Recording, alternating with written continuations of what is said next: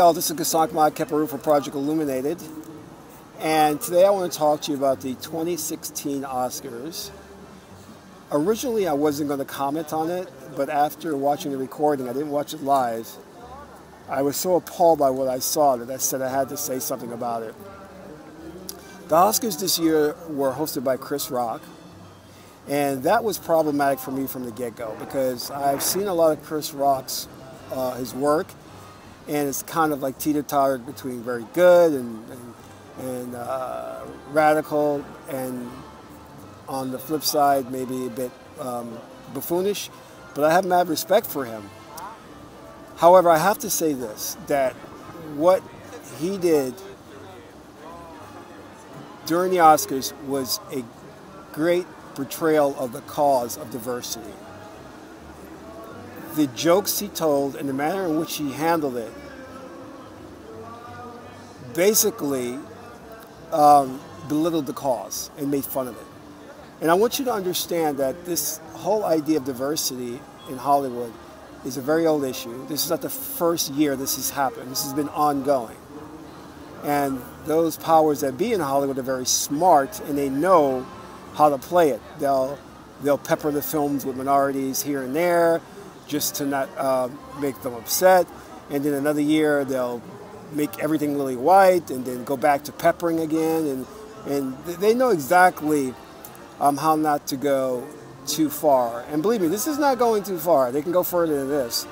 But the point I want to make was this was not the time, place, or forum to make jokes about this whole issue of diversity. And that's exactly what Chris Rock did, to treat this serious subject matter as just one running joke.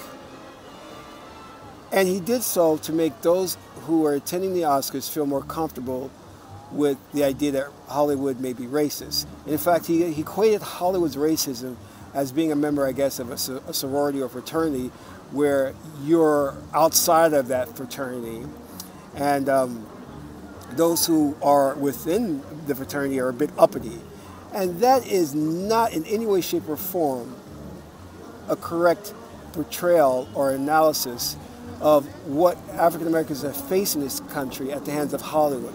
If you remember, back in 1915, Hollywood produced Birth of a Nation, which literally portrayed black men as rapists raping white women, eating watermelon, and doing a whole host of other things. And that film was responsible for creating a climate of hatred toward black people and also increasing the KKK membership.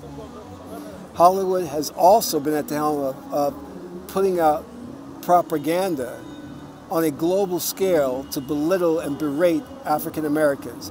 Go back and you'll see the older films portray white actors in blackface, you know, singing and dancing, crooning. And even today, the propaganda continues, the subliminal programming, to making every minority on the planet seem like they're inferior to the white male who always gets the girl, who always gets the lead role, who's always saving the world. So let's not think that this is the first time this has happened and that Hollywood doesn't have a history of this. And the effects are damaging. You know, every film you see is always elevating white women as the standard of beauty. This is what Hollywood is doing, and they are making no attempt to correct this. And this year, with them filtering out films by African Americans and nominations by African American actors, it's just a further slap in the face. And for Chris Rock to stand there and tell jokes about a serious subject matter, it's just inappropriate. And this is what I wanted to address, is the consistent theme that runs throughout our struggle is that African Americans are always responding inappropriately to these crises. When Jada Pinkett called out for a boycott, what I said was, it made no sense. Let me see, you're calling for a boycott because Hollywood doesn't seem like it wants you, so you're not going to show up, which is giving them exactly what they want. How much sense does that make? You have to understand that you're dealing with a very evil structure. And it is controlled by the upper echelon of the cabal, the global cabal. This is not just Hollywood. It has ties to the global elite, which is controlling this. And their agenda and what they're doing is to create separation and division and infighting.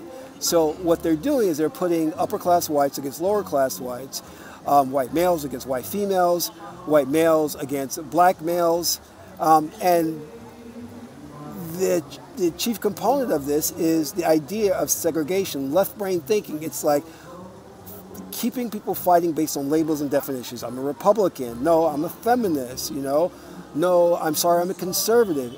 Endless fighting on these labels and definitions that absolutely hold no value. So going back to the Oscars, we again responded appropriately because we're not speaking to the issue itself. We continually go around it. We're talking about racism in Hollywood as if it's some mystical green fog that's not tangible. We can't put our hands on it. We know who the culprits are. We know who the people are.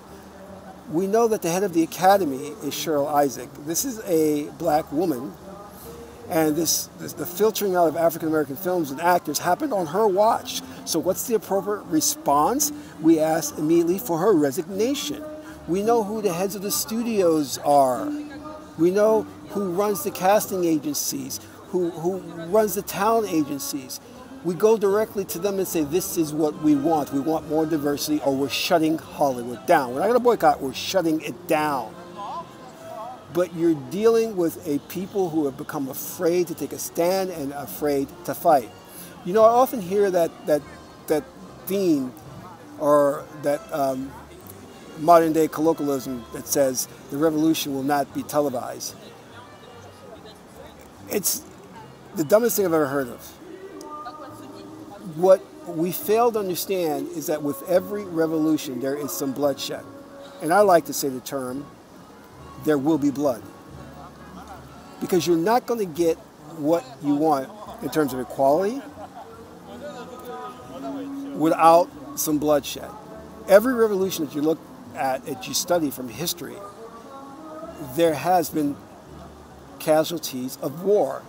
And this is what I believe that we know, which is in the back of our mind, which is the motivating factor, which is keeping us from addressing the issue head on. So what do? We go around the issue, we create forums online, we tweet, we put up Facebook posts, we talk about this diversity issue, but we don't really want diversity. We don't want to really make a change, because that would mean a real confrontation.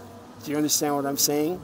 That would mean really going directly to those who are in charge, who are the culprits of this, and demanding that something be done. And we have yet to do that. So what do? We go around it by our little jokes, inappropriate jokes. We go around it again by the social media posts, hiding behind our computers. We go around it by going on TV shows and talking about it. Let's have a discussion about diversity in Hollywood. Let's talk about what's going on. When we know where the people are who are committing these acts, we know what they're doing.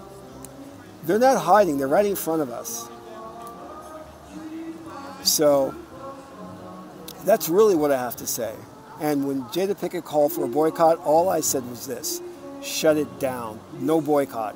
No boycott, because the powers that be, that are in control, the global elite, are not going to submit to your whims. They're not going to concede unless you demonstrate that you are willing to die for your cause of freedom and liberation in this country. And I'm not speaking just to black people, I'm speaking to white people too, because they have the majority of white people fooled by giving them a little bit of privilege, that they're high up on a totem pole, that just because they have that little bit of privilege, that they are going to get away and the rug won't be pulled from under them. But the Illuminati has plans for all of humankind, and that is the depopulation of the planet, the putting in place a militarized world where there's a one world government. No one will escape that. And they have done so brilliantly in fooling the masses of the population by elevating the idea that white people are on top and being white is better than being any other color. And it is very hard for people to see outside of that, especially when you're enjoying those privileges. You understand what I'm saying? And for us to stand there and joke about this subject matter that has serious ramifications in terms of the propaganda that Hollywood puts out every year to destroy the minds and to manipulate the minds of the population of the planet, it's just beyond words. We have to put a stop to this. It's going to continue year after year until we really gather up enough courage to fight it directly head on. I mean, what I saw at the Oscars when Stacey Dash came out, when this guy, Borat showed up claiming to be black and talking about diversity, this was just an insult. This was just an insult. And Chris Rock, in my opinion, never should have hosted it. I mean, how logical does it sound to have a broadcast that purposely excludes black people, to have you, as a token black person, stand up there and entertain them with jokes? Think about that. I mean, seriously, think about that. And then you wonder why you're not getting in respect as a people and why the cause never seems to advance. This is why, because we don't move in unison. We don't have a consensus of thoughts and actions. You know what? That's all I have to say on the matter. Unless we're willing to stand up, muster up the courage, take this issue head on, and confront those who are doing the evil. Unless we're willing to do that, we'll get nowhere. And you know what? Quite frankly, we don't deserve to have equality if we're not willing to be men and women. So this is Gasank Maad Keparu for Project Illuminated, and be strong, be brave, and that's all for now.